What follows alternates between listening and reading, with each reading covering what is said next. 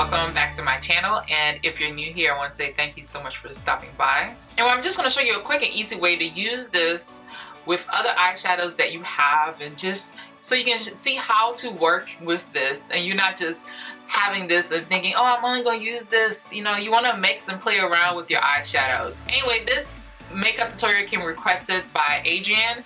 She wanted to see a brown cat eye look for hooded eyes, so this is my attempt at creating this look. Anyway, if you want to learn how to recreate this look, make sure to keep watching. Alright, so I've already went ahead and done my eyebrows with the e.l.f. Lock On Liner and Brow Cream in medium brown, and I'm going to be taking this color here from NYX in Base Skin, and you just want to apply a nice thin layer on of this. Alright, I'm going to be using this shade Cecilia from Shade Moisture to lock in this eyeshadow base. And I'm just using a foundation brush so I can hurry up and apply it. I'm going to use this soft brown shade here from Physicians Formula Baked Sands. And just so you know, Physician Formula actually has, like, you know, their quad palette that has like all these different shades in them. I just find that to be so much more convenient. It makes sense because you can use this as your transitional tone every time, and then what you can change on your look would be your lid and your outer color, or your inner, you know, your bottom color, that type of thing. But this makes it takes the hard guessing work out of what color to put in your transitional tone.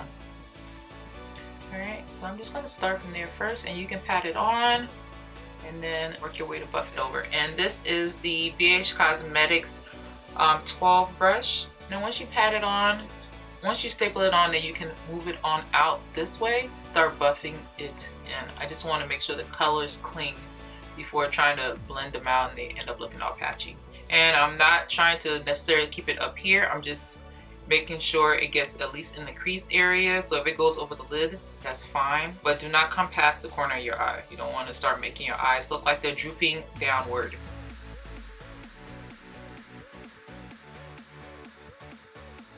Then I'm going to take this color here from the Milani Everyday Eyes in Earthy Elements. And I'm just going to use that so I can lightly buff and tone this out. Tone this down just a little bit. Just make sure you're not getting color in this brow area here. You want to keep it highlighted so it looks like it's coming out towards you.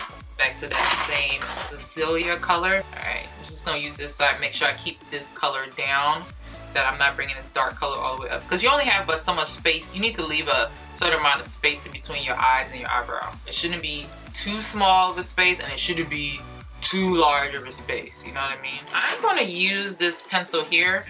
There's a lot of options that you can use. You can use a gel liner, but I'm going to use this color here from NYC. Okay, so now you want to keep in mind with your eyes, you want to lean them back because you want to make sure you get over your crease, because see, this is my fold here. I definitely don't want to get this color in the fold and it stops in there, because then you're going to see this whole entire part drooping over it, and it's not going to have that full cat eye shape. It's going to have a, oh, I'm cat eye, but I'm droopy. Okay? Alright, so I'm going to lean my eyes back. First, let's draw this line. So you want to follow, it's always easy, just follow the shape of your lower lash line, and then we can just flick it upward. As you flick it upward, especially when you're leaning back, you're gonna see the roundness of your eye. So you don't want to go out too far. Wherever that roundness begins, that's kind of where you want to stop this line. Make sure this point is sharp too. I'm gonna start to wing this in. Alright, I'm gonna flick it out this way instead, because I want to create a sharp point.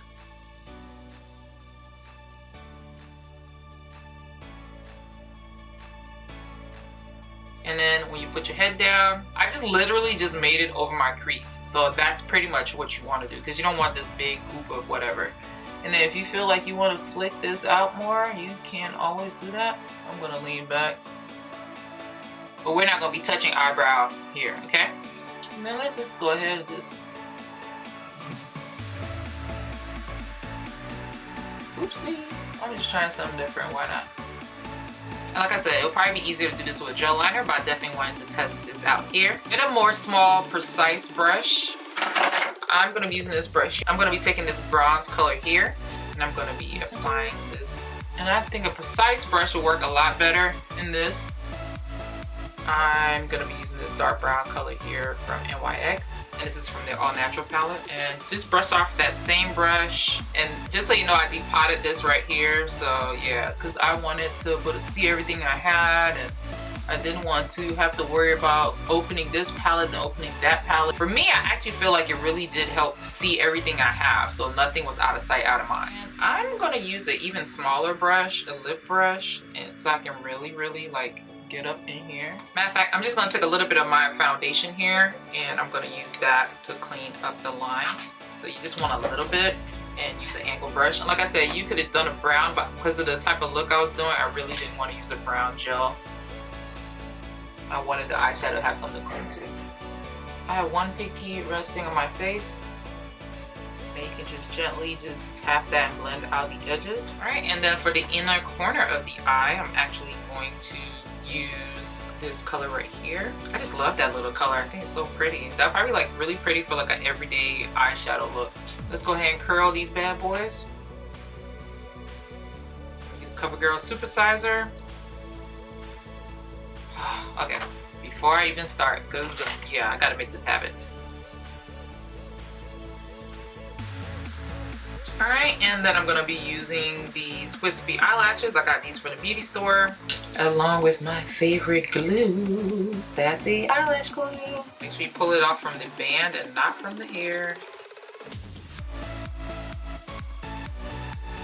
Alright, and then I'm gonna take just a little bit of that bronze color only and run that on the bottom of my lash line. Just run it lightly under, because I feel like it just kind of looks weird if you don't have anything on your lower lash line. Take a little bit of that color right there too, and I'm just gonna put it back in the middle just to open this up a little bit more. And make sure I blend this brown in with this. I'm gonna apply a little bit more mascara to the bottom.